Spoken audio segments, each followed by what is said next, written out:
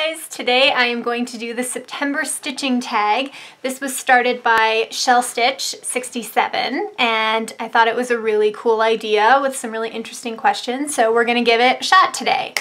The first question is, do you have a favorite DMC color, and if so, what is it?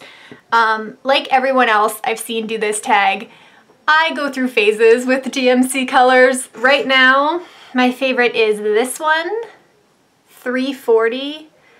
I have a light on, so it's probably not gonna... Back here maybe? That's a little closer. I'm not using this right now in any project, I just think it's really pretty. And I was looking through my DMC bobbins, thinking about what floss I wanted to choose for the Papillon Creations stitch along, the Around the World in 80 Stitches. And this one kept popping up. I like really soft colors, so the ones that are typically my favorite are like mint greens, really light buttery yellows, stuff like that. But this is kind of like a periwinkle blue purple, and I think it is very pretty. Second question, do you stitch for Christmas/winter, and if so, have you started yet? The only thing I stitch for Christmas/winter are Christmas cards. I don't really do any seasonal stitching. I have seasonal patterns, but I don't really stitch them like at the time of year that you're supposed to stitch them, I guess. So the only seasonal Christmassy stitching I do are my Christmas cards, and no, I have not started them yet. Probably October. I should get rolling on that. Question 3, do you like to read? And if so, what are you reading at the moment? Yes, I love to read. Right now I am reading The Stand by Stephen King. I'm a big Stephen King fan, but I had not read The Stand, and this is like his huge legendary novel that lots of people like. I am yay far through it. It's pretty good. This is the complete and uncut edition, which is why it's humongous.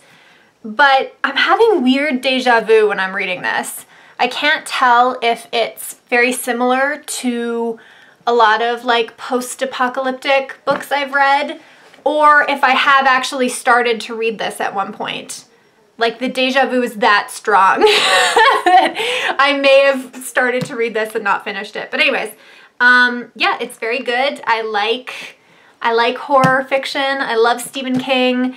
And yeah, I've actually been thinking about reading all of his works. I've read quite a few, but I've been thinking of like going through the list and starting from his first novels and going through. So anyways, I think this is like, what number is this that he published? This is his 4th novel. And the first 3 I actually have in a really nice leather-bound hardcover, which is Carrie, Salem's Lot, and The Shining. I really want to show you that book, but it's propping up my camera right now and it's way at the bottom. So I'm not going to mess with that. I need a tripod. Yes, Stephen King. And quickly, while I'm talking about books, maybe I will share a couple of books that I really love that everyone should read. One second. Okay, I only grabbed 3 because my bookshelf is a disaster. I need a bigger bookshelf or a second one because I got like books stacked on books on whatever. So these are the 3 that were easily accessible that I thought were fantastic. The first one is The Passage by Justin Cronin. This is another post-apocalyptic horror novel, but it is so good, you guys. And I have read a lot of these type of books, and very few of them are this good. So if you're into it, it's one of those books, it's just a good book. It doesn't have to be a good horror book. It's just a good book with some horrific elements. Yeah, this book kind of blew my mind the first time I read it. There's a really awesome time jump that's unexpected, and it's just so well written, and it's very epic, and just exactly the type of book I like to read. So if you are into some post-apocalyptic fiction that is very, very good, The Passage by Justin Cronin. The second book, The 12, was okay. Not as good, I don't think. But, I mean, trilogies are hard. I don't think the third one has come out yet. But The Passage was exceptional. The second one is The Magicians by Lev Grossman. I love this book. This is also part of a trilogy. The third book just came out a little while ago, and here's where my OCD fights with my desire to read everything. So this is the first book, The Magicians. The second book is The Magician King, and the third book is The Magician's Land, which just came out. I have the first two books in this form, like softbound. They're both the same style of like publishing, if that makes sense. And the third book came out only in hardcover first. And I want to read it so badly that I thought about buying it in hardcover, but I can't have two books like this and one book in hardcover in the same trilogy. I cannot. So I was like, do I buy it and read it and return it and then wait for it to be softcover? Whatever. I'm waiting. I am waiting, but it is so hard to wait. So let's talk about The Magicians. Geez. So The Magicians is, how to explain? Some people have said it's like Harry Potter for adults. I understand that comparison. I don't know if that's completely accurate, but I kind of missed the boat on Harry Potter. I was a little bit, I think, I didn't get as fanatic about Harry Potter as everybody else did. That was my age. So this is about a young man who goes to a magical Hogwarts-esque school and learns how to be a magician. But it is poignant and funny and insightful and amazing.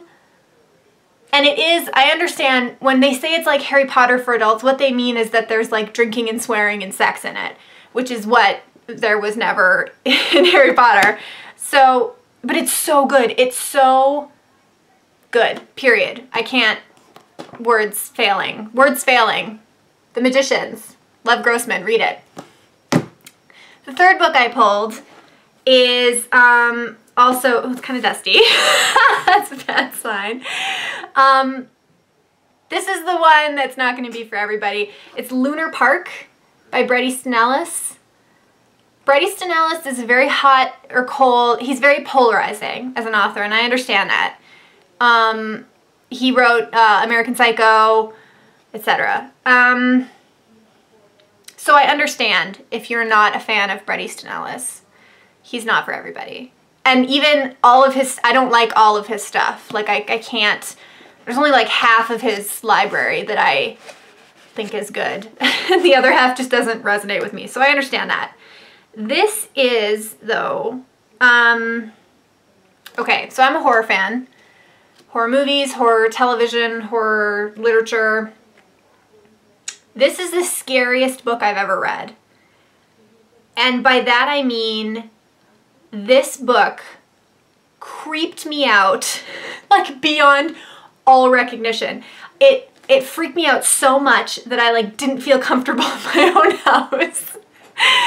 And that doesn't sound appealing to a lot of people, but that is so impressive for a book to be so creepy that it gets in your head. It's the same as like books that make you laugh out loud or books that make you cry.